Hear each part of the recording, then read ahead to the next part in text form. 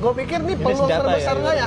Ketika saya masih kafir itu, oh ini senjata gue nih, dapet nih gue. Gue pikir seperti itu kan. Dan akhirnya saya membaca Al-Quran. Saya membaca hadis yang menjelaskan tentang poligami. Dan saya ketemu, ternyata di zaman Rasulullah, orang bisa menikahi lebih dari 100 perempuan. Betul. Dijadikan budak, dinikahin. Dan Masya Allah, Allah menurunkan ayat tentang poligami. Nikahilah 4. Maksimal loh. Iya. Maksimal 4. Dan kalimat sebelumnya, kalimat setelahnya itu, kalau tidak sanggup berlaku adil, nikahi 1. Keren banget ya. Gue gimana sih? Argumentasi kok kebantaran.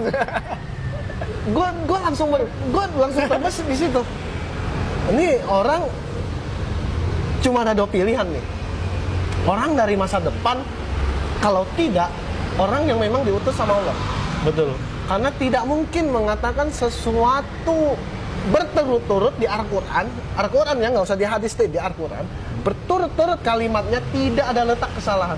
Iya betul. Bukan salah ya, letak kesalahan aja nggak ada. Berarti ada persentase salah itu nggak ada. Nggak ada. Betul. Saya sudah membaca Al-Quran itu, ya kalau waktu kafir itu khatam 3 kali lah. Itu kafir hatam 3 kali. 3 kali. Ya itu dia, saking nakalnya mencari kesalahan. Yang muslim belum tentu. Tapi baca terjemahannya ya. Kan ada terjemahannya gitu. Dan alhamdulillah di situ mungkin Allah permudah saya untuk memahami isi Al-Quran ya. Masya Allah. Dan juga dengan bantuan hadis, kan ada beberapa ayat-ayat Al-Quran yang nggak bisa seenak jidat lu menafsirkan apa yang disebut di situ. Betul. Harus melalui hadisnya. Dan begoknya nih. Gimana?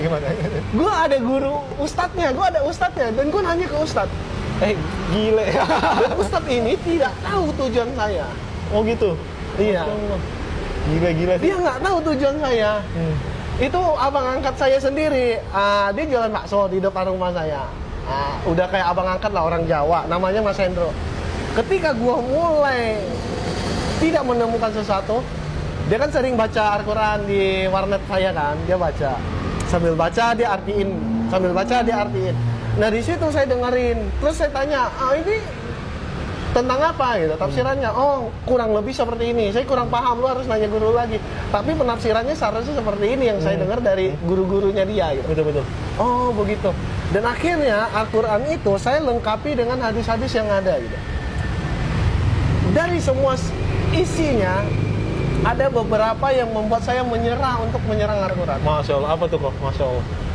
Di zaman Rasulullah, umat Majusi